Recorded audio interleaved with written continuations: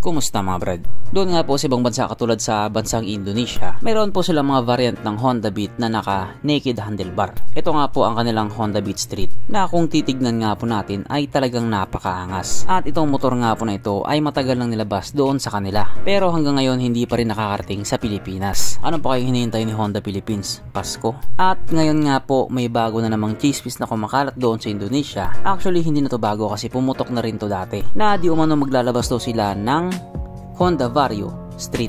Sa madaling salita nga po, Honda Click na naka-naked handlebar.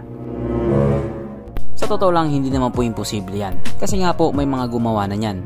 Conversion. Tinanggalan nila yung head cowling tapos pinalitan ng naked handlebar. At katulad nga din po sa Honda Beat Street, maangas din yung pagkakadali nila. May forma din talaga. Ayon pa nga po sa mga chismis, ilalabas daw siya next year. Walang eksaktong petsa pero yun nga po sinabi nila, next year. Pero katulad nga po na sinabi ko, yan po ay chismis pa lang. Syempre hindi pa magsasalita si Honda dyan. Gusto nila sikreto para bibo. At kung sakali nga pong magkatoto, sana naman wag nilang ipagdamot ito sa atin.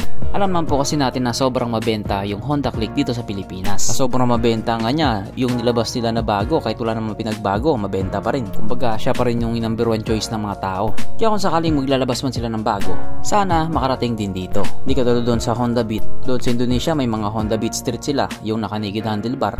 Dito sa atin isang klase lang yung nilabas nila. Tapos may mga scooter pa sila na andun lang sa Indonesia at sa ibang bansa. Sa Pilipinas wala. Katulad na lang doon sa napakapoging Honda Stylo. Available na sa ibang Asian countries yan. Tapos dito sa atin hindi pa nakakarating. Yung bagong Honda Scoopy, pinagsasawaan na sa Indonesia yan tapos sa ibang bansa, pero sa Pilipinas hindi nila binalik. Hindi naman siguro sa walang pambili yung mga tao. At hindi rin naman siguro sa hindi siya magiging mabenta dito.